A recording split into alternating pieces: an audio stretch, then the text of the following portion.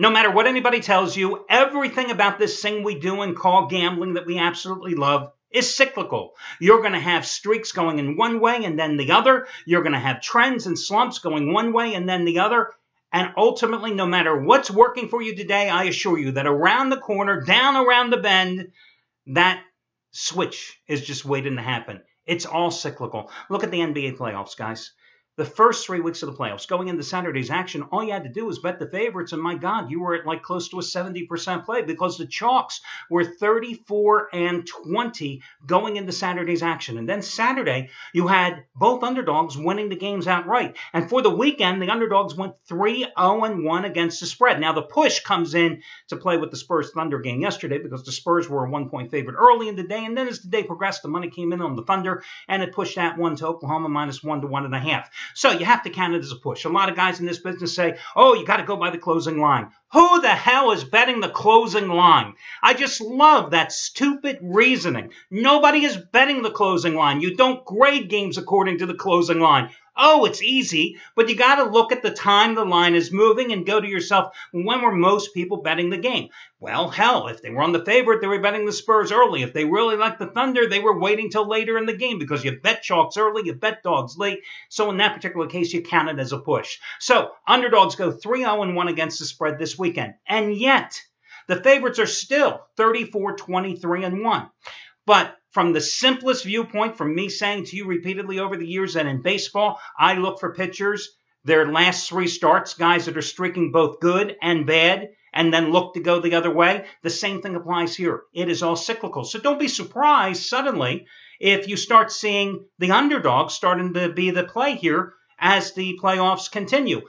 It has nothing to do with the odds makers adjusting the prices. It has nothing with the human psyche going, oh my God, hey, all the favorites are coming in. I got to hurry up and bet the dogs right now. It has nothing to do with that either. It's just one of those things that can't be explained. Because at the end of the day, very rarely will you see every Monday night dog cover. Although last year, a hell of a lot of Monday night dogs did cover. And at the end of the day, over a time period, I don't care whether it's a week, a month, a season, a postseason, you're going to have either the favorites or the underdogs just having a slight advantage. Of course, all that matters is when you're actually playing the games. Now, yesterday, I rode the Cleveland Cavaliers one too many times. Guys, I had a 20-dime play, only the 5th ever in my career yesterday on the Cleveland Cavaliers, and how the hell did that work out? Not too good, I would happen to say, and I think you guys would agree as well, because yesterday the Cleveland Cavaliers, of course, a 5.5-point favorite, only win by 1 against Atlanta, and I lose the play. But here's the bottom line, and I hope you understand this. You know, to me, it was one of those shots where I had to take it. Because what more could I have possibly done for you over the previous 3 weeks? I mean, I had won 11 of the previous 13 days. I had opened the playoffs by hitting 14 out of 18 plays. And my top-rated 15-dime releases, I had won 13 of 17 in the postseason. I had to step it up a little because it was a game I loved. The fact that I lost the game is inconsequential. Oh, yeah, it sucks that I lost, but listen, guys, I'm playing with my man's money. You were playing with your man's money if you've been riding me. Now, listen, if you weren't riding me and you lost yesterday, I can't help it. I've been here. I haven't been in the witness protection program. You know, my plays have been out there, but the fact is, if you don't occasionally step to the plate and swing to the fences, what the hell are you doing gambling in the first place? I mean, you don't do it with just throwing caution to the wind. You don't do it when you're down. You don't do it with funds that you don't have readily available to cover your losses. No, when you accumulate that bankroll, you got to send it off to college eventually and see if it can graduate. You got to take a shot. And in reality, if I lost a 15-dime play yesterday, it would have been a minus 16.5 dimes. I lost a 20-dime play. I lost 22 dimes. Is there that big of a difference? No, but I decided to take a shot with the game. So I lost it, and guess what? I'm coming right back with another top-rated 15-dime play tonight on the Toronto-Miami game because, hell, I certainly can live with the fact that this could be playoff winner number 15 out of 20 overall in a 3-week period. Now, your complimentary play today, I'm going to come up with a play here on the Golden State game against Portland.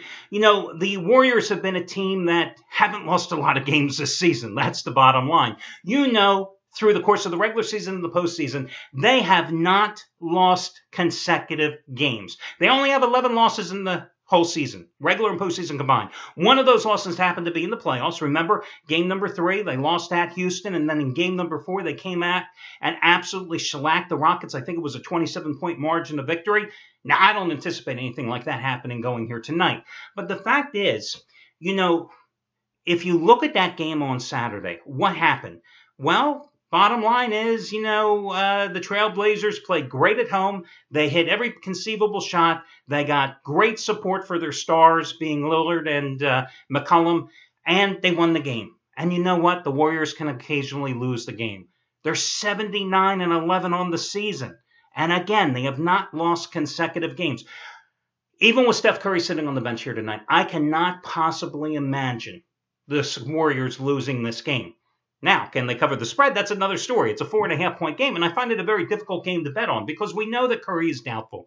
Would it surprise me to see Curry suddenly come out in warm-ups and, do his best 1970-era Willis Reed impression and lead the Warriors to the win? Yeah, it would shock me, to be honest with you, because if you listen to Steve Kerr's comments, he does not want to risk getting Curry hurt now when there's bigger fish to fry in the next 2 series, because one way or another, Golden State's going to take care of business against Portland.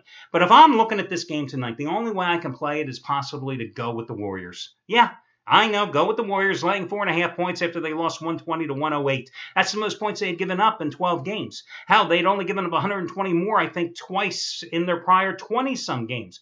They didn't play a hell of a lot of defense. And let's strike that. I don't think when you give up 120 points at Portland, I don't think you played any defense. That's the bottom line in this one. So I'm going to go with Golden State in this particular contest. Do I love the play? No.